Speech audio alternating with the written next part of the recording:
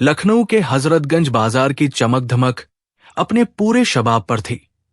सड़कों पर गाड़ियों की आवाज, दुकानों की रौनक और फल सब्जी वालों की पुकार हवा में गूंज रही थी।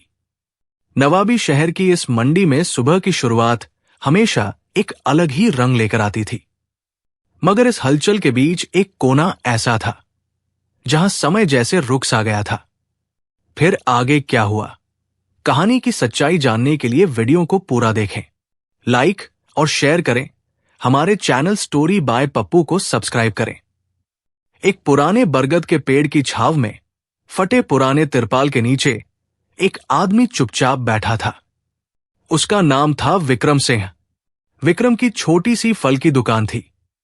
एक पुरानी चटाई पर कुछ फल बिछे थे, थोड़े से मुरझाए हुए संतरे, कुछ पके हुए केले जिनके छिलकों पर काले धब्बे उभर आए थे, एक टोकरी में हरे पीले नींबू और एक लकड़ी की टोकरी में आम जिनके ऊपर सूखी पत्तियां बिछी थी ताकि वे धूप से बचे रहें। विक्रम का चेहरा थका हुआ था, आंखों में उदासी की गहरी परछाई थी और फिर भी उनमें एक हल्की सी उम्मीद की चमक थी।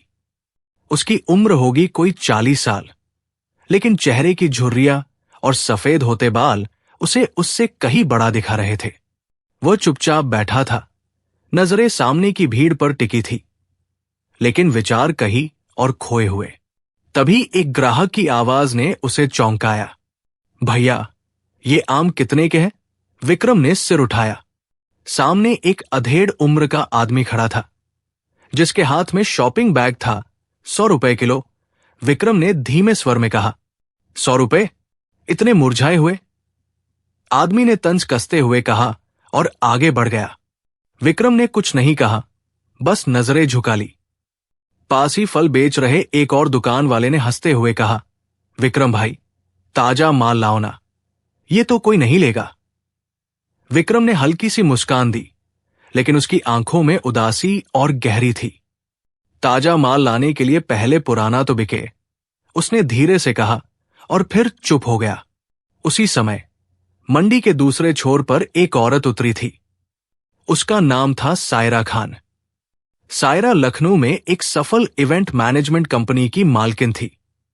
उसकी सलवार कमीज, उसके गले में पड़ा डिजाइनर दुपट्टा और उसकी चाल से साफ पता चलता था कि वो इस शहर की भागदौड़ का हिस्सा नहीं थी। वो इसे अपने तरीके से जीती थी। सायरा बाजार में फल खरीदने आई थी, लेकिन उसकी नजरें एक पल के लिए उस बरगद के पेड़ के नीचे ठिठक गई। वहां बैठा आदमी उसे जाना पहचाना लगा। सायरा का दिल धक से रह गया। क्या ये वही विक्रम था, उसका पूर्व पति, जिसके साथ उसने अपनी जिंदगी के 6 साल बिताए थे? सायरा ने अपने कदम धीमे किए। उसने चेहरा देखने की कोशिश की, लेकिन धूल और धूप के बीच वो साफ नहीं दिख रहा था। फिर उसकी नजर विक्रम के कंधे पर पड़ी, उस पुराने नीले दुपट्टे पर जो उसने उसे सालों पहले दिया था। वो दुपट्टा अब फटा और मैला था, लेकिन उसकी बनावट और रंग वही थे। सायरा का मन एक पल को अतीत में खो गया। उसे याद आया वो दिन जब तलाक के बाद उसने विक्रम को छोड़ दिया था। मुझे तुमसे बेहतर इंसान मिलेगा, उसने गुस्से में कहा था। लेकिन आज वो अकेली थी और सामने बैठा वो आदमी जो कभी उसका सब कुछ था, अब सड़क किनारे फल बेच रहा था। सायरा को एक अजीब सी खुशी हुई, लेकिन तुरंत ही उसका दिल भारी हो गया। क्या सच में विक्रम की जिंदगी इतनी गिर गई थी? वो धीरे धीरे उसकी दुकान की ओर बढ़ी। उसने अपना दुपट्टा चेहरे पर थोड़ा और खींच लिया ताकि विक्रम उसे न पहचान सके। 9 सालों में सायरा बहुत बदल चुकी थी। उसकी त्वचा अब गोरी और चमकदार थी, बालों में मेहंदी की जगह स्टाइलिश हाइलाइट्स थे और उसकी सलवार कमीज की कीमत शायद विक्रम की पूरी दुकान से ज्यादा थी। क्या चाहिए, मैडम? विक्रम की आवाज ने उसे चौंकाया। उसकी आवाज में वही पुरानी नरमी थी, लेकिन अब उसमें थकान और लाचारी भी थी। संतरे कितने के हैं? सायरा ने अपनी आवाज को थोड़ा बदलकर पूछा। 60 रुपए किलो, लेकिन अगर सारे ले ले तो 50 में दे दूंगा, विक्रम ने कहा और उसकी आंखों में एक उम्मीद की चमक थी। सायरा ने संतरों को गौर से देखा। ये तो मुरझाए हुए लग रहे हैं, उसने धीरे से कहा। विक्रम का चेहरा और मुरझा गया। नहीं मैडम, मुरझाए नहीं है, बस धूप में थोड़े सुस्त से लग रहे हैं। एक खाकर देख लीजिए, पसंद ना आए तो मत लीजिए। सायरा ने देखा कि विक्रम की आवाज में एक हल्की सी बेबसी थी। वो कुछ और कहना चाहती थी, लेकिन तभी विक्रम की आवाज फिर गूंजी। मैडम, ले लीजिए, शाम हो गई है, सस्ते में दे दूंगा। मेरी बेटी की तबीयत ठीक नहीं है, 2 दिन से दुकान ठीक से नहीं लग पा रही। सायरा का दिल धक से रह गया। बेटी? उनकी बेटी आरजू, वो सिर्फ 3 साल की थी जब सायरा ने उसे छोड़ दिया था। अब वो 9 साल की होगी। सायरा की आंखें नम हो गई। उसने जल्दी से कहा, सारे संतरे तोल दो। विक्रम खुशी से उठा और संतरे तोलने लगा। 7 किलो हुए मैडम। 50 रुपए किलो, कुल 350 रुपए। सायरा ने बिना कुछ सोचे 500 का नोट निकाला और उसे दे दिया। रख लो, उसने कहा और जाने लगी। विक्रम ने उसे रोकते हुए कहा, मैडम, आपके 150 रुपए वापस। मैं भीख नहीं लेता, दुकान लगाई है ताकि मेहनत की कमाई हो। सायरा ठिठक गई। उसने विक्रम की आंखों में देखा।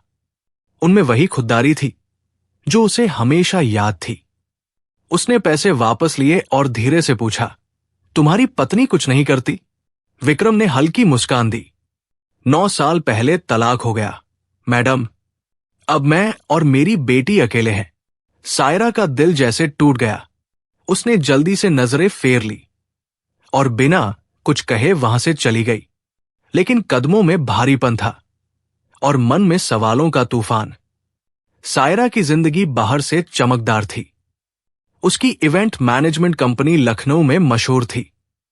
लोग उसके आयोजनों की भव्यता की तारीफ करते नहीं थकते थे, लेकिन अंदर से वो खाली थी। तलाक के बाद उसने खुद को काम में झोंक दिया था।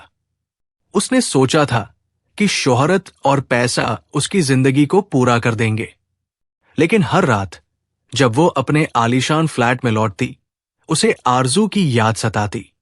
और विक्रम की भी। विक्रम और सायरा की शादी 6 साल तक चली थी। शुरुआती 3 साल खुशहाल थे। विक्रम एक छोटी सी किराने की दुकान चलाता था और सायरा घर संभालती थी। आरजू उनकी जिंदगी की रौनक थी। लेकिन चौथे साल से चीजें बिगड़ने लगी। विक्रम के बड़े भाई और भाभी अजय और रीता उनके जीवन में दखल देने लगे। रीता को सायरा का स्वाभिमान पसंद नहीं था।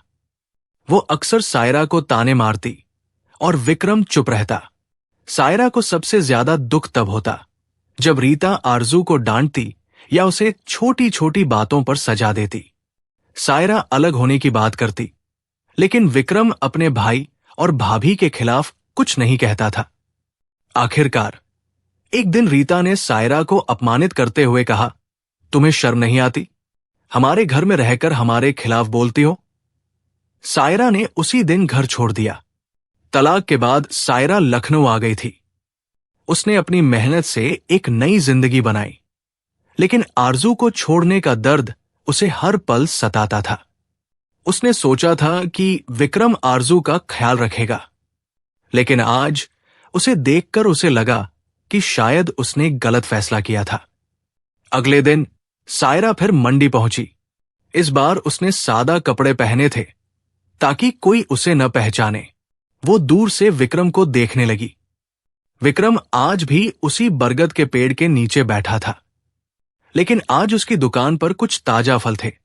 चमकते हुए सेब, पके हुए आम और ताजा नींबू। सायरा ने देखा कि एक छोटी सी लड़की, शायद आरजू, उसके पास आई और उससे कुछ कहा। विक्रम ने प्यार से उसका सिर सहलाया और उसे कुछ पैसे दिए। लड़की पास की दुकान से एक बिस्किट का पैकेट लेकर आई। सायरा का दिल धड़कने लगा। वो आरजू थी, उसकी बेटी, जिसे उसने 9 साल पहले छोड़ दिया था। वो अब बड़ी हो गई थी, लेकिन उसकी आंखों में वही मासूमियत थी। सायरा ने अपने आंसू पोंछे और धीरे धीरे विक्रम की दुकान की ओर बढ़ी। आज क्या ताजा है? उसने पूछा, इस बार अपनी आवाज को और छिपाते हुए। विक्रम ने सिर उठाया। सेब ताजा है, मैडम। और ये आम भी। लेंगी? सायरा ने हाँ में सिर हिलाया और कुछ सेब और आम खरीदे, लेकिन उसका ध्यान विक्रम के चेहरे पर था। वो बहुत कमजोर लग रहा था। उसकी आंखों के नीचे काले घेरे थे और उसकी कमीज पुरानी और फटी हुई थी। तुम्हारी बेटी अब कैसी है? सायरा ने हिम्मत करके पूछा। विक्रम का चेहरा एक पल को उदास हो गया। वो ठीक है, मैडम, लेकिन दवा का खर्चा ज्यादा है। डॉक्टर कहते हैं उसे अच्छा खाना चाहिए। लेकिन उसने बात अधूरी छोड़ दी। सायरा का मन भारी हो गया। उसने कुछ और फल खरीदे और ज्यादा पैसे देकर चली गई। लेकिन इस बार उसने ठान लिया था कि वो विक्रम और आरजू की मदद करेगी, बिना अपनी पहचान बताए। अगले कुछ हफ्तों तक सायरा हर दिन मंडी जाती। वो हर बार कुछ न कुछ खरीदती और विक्रम को ज्यादा पैसे देती। विक्रम हर बार पैसे लौटाने की कोशिश करता, लेकिन सायरा उसे मना लेती। धीरे धीरे विक्रम की दुकान पर ताजा फल दिखने लगे। उसका चेहरा भी पहले से थोड़ा बेहतर लग रहा था। एक दिन सायरा ने हिम्मत करके पूछा, तुम्हारी पत्नी कहाँ है? उसने दूसरी शादी नहीं की? विक्रम ने गहरी सांस ली। वो चली गई, मैडम। उसने कहा था कि उसे मुझसे बेहतर इंसान मिलेगा। शायद उसे मिल गया हो, लेकिन मैंने आरजू को नहीं छोड़ा। वो मेरी जिंदगी है। सायरा की आंखें नम हो गई। उसने जल्दी से नजरें फेर ली और कहा, तुम अच्छे पिता हो। विक्रम ने मुस्कुराकर कहा, बस कोशिश करता हूं, मैडम। लेकिन उस रात सायरा सो नहीं पाई। उसे विक्रम की बातें बार बार याद आ रही थी। उसने फैसला किया कि वो आरजू से मिलेगी, लेकिन उसे डर था कि आरजू उसे पहचानेगी नहीं, या शायद उसे बुरा मानेगी। अगले दिन सायरा ने विक्रम की दुकान पर एक चिट्ठी छोड़ी। उसमें लिखा था, मैं तुम्हारी बेटी की पढ़ाई और इलाज का खर्चा उठाना चाहती हूं। मुझसे इस पते पर मिलो। उसने एक कॉफी शॉप का पता लिखा था। विक्रम हैरान था। उसने चिट्ठी को बार बार पढ़ा। उसे समझ नहीं आ रहा था कि कोई अनजान औरत उसकी बेटी की मदद क्यों करना चाहती है। उसने सोचा कि यह कोई जाल हो सकता है, लेकिन आरजू की पढ़ाई और इलाज के लिए उसे पैसों की सख्त जरूरत थी। उसने फैसला किया कि वो मिलने जाएगा। कॉफी शॉप में सायरा एक कोने में बैठी थी। जब विक्रम आया तो उसने उसे देखते ही पहचान लिया। उसने दुपट्टा हटाया और कहा, विक्रम, मैं सायरा हूं। विक्रम का चेहरा सफेद पड़ गया। वो कुछ पल के लिए स्तब्ध खड़ा रहा, फिर धीरे से बोला, तुम यहां? सायरा ने कहा, मैं तुम्हें और आरजू को देखने आई थी। मुझे माफ कर दो विक्रम, मैंने तुम्हें और आरजू को छोड़ दिया, लेकिन अब मैं तुम्हारी मदद करना चाहती हूं। विक्रम की आंखें गुस्से और दर्द से भर गई। हमें तुम्हारी भीख नहीं चाहिए सायरा, तुमने हमें छोड़ दिया था, अब वापस क्यों आए हो? सायरा ने कांपती आवाज में कहा, मैं आरजू से मिलना चाहती हूं, बस एक बार। विक्रम चुप रहा। फिर उसने कहा, ठीक है, लेकिन अगर उसने तुम्हें देखकर गुस्सा किया तो मैं कुछ नहीं कर सकता। अगले दिन सायरा विक्रम के साथ उसके घर गई। वो एक छोटा सा किराए का मकान था, जहां आरजू और विक्रम की मां रहती थी। आरजू बिस्तर पर लेटी थी। वो कमजोर थी, लेकिन उसकी आंखों में चमक थी। जब सायरा ने उसे देखा तो उसका दिल भर आया। आरजू, उसने धीरे से पुकारा। आरजू ने सिर उठाया। आप कौन हैं? उसने पूछा। सायरा ने विक्रम की ओर देखा। विक्रम ने कहा, बेटा, ये तुम्हारी मां है। आरजू के चेहरे पर पहले हैरानी, फिर गुस्सा आया। तुमने हमें छोड़ दिया था, अब क्यों आए हो? सायरा रो पड़ी। उसने आरजू के सामने घुटने टेक दिए और कहा, मुझे माफ कर दो बेटा, मैं गलत थी। आरजू चुप रही, लेकिन धीरे धीरे उसने सायरा का हाथ पकड़ लिया। विक्रम और उसकी मां चुपचाप देख रहे थे। कुछ महीनों बाद विक्रम की दुकान अब पहले से बेहतर थी। सायरा ने उसकी मदद की, लेकिन उसकी खुददारी का सम्मान करते हुए उन्होंने आरजू की पढ़ाई और इलाज के लिए एक नया प्लान बनाया। सायरा और विक्रम ने फिर से एक दूसरे को समझने की कोशिश शुरू की। एक दिन सायरा ने विक्रम को एक मंगलसूत्र दिया। "यह तुम्हारे लिए," उसने कहा। विक्रम ने मुस्कुराकर कहा, "मुझे नहीं, हमें चाहिए। आरजू के लिए एक नया घर।" और उस दिन लखनऊ की गलियों में एक नया सवेरा हुआ। एक परिवार